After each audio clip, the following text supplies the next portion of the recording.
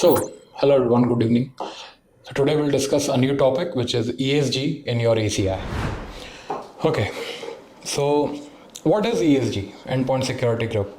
Now, as you all know that we are studying in ACI till the time about EPGs, which are called as endpoint groups, but this particular endpoint group are being binded to a bridge domain. Now the bridge domain is the one under which you are going to define your subnet.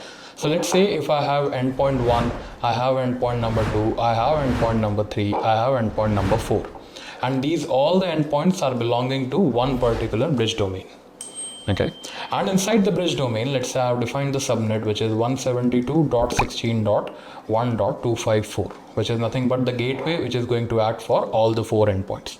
Now EPGs is being communicating on the basis of the bridge domain, whereas your ESGs are going to communicate on the basis of your VRF. So when you are creating a ESG, they will never ask you that, okay, what bridge domain that you want to bind. Instead, they will ask that what is the VRF that you are going to bind it.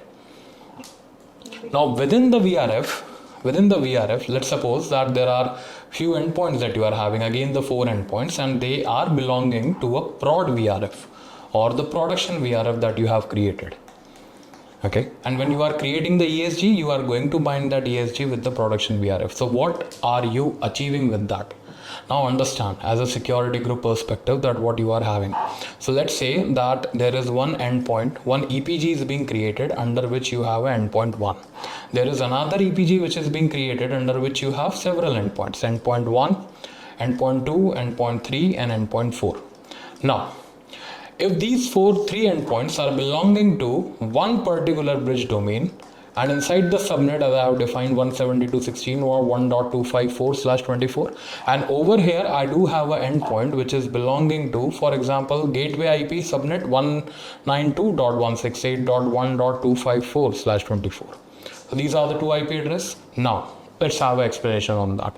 So when I'm covering a normal EPG, when I have the endpoints in the EPG, I'm having the communication within that.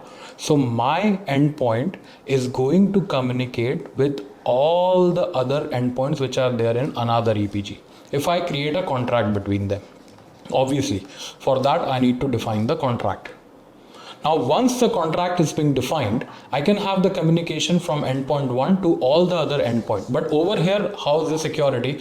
What if my endpoint 1 only wants to communicate with endpoint number 2, not with 3 and not with 4? How you are going to perform the route leaking? That's where your EPG is a little old technology to configure, because you have to create a lot of policies inside the contract. You have to create a lot of filters inside that. You have to define that from where to where your traffic is being going. Over here, ESG is going to work like a charm. It will remove all the hurdles that you are going to face. Now what is happening? So if you are going to perform any kind of interleaking or inter VRF communication where you have to do the routing for that, right? So in that, what you can do is you can create a endpoint security group in both the EPG, in both the VRF, basically attaching the VRF. And now what you can do in ESG1, you can assign that I want to leak 192.168.1.254, but onto another ESG which you are creating over here, you are only going to define that, okay, kindly have the endpoint which is having the IP 172.16.1.10. I don't want to advertise 172.16.1.11 and 1.12. So other EPGs, I'm restricting the access, and my first endpoint, which is being there as 192.168.1.24, is going to have the communication only with respect to one of the endpoint in the another EPG. So that is how, and for that you have to do what? You have to do ESG to the EPG binding, and for that there is a feature within the ACI that is called as your EPG selector.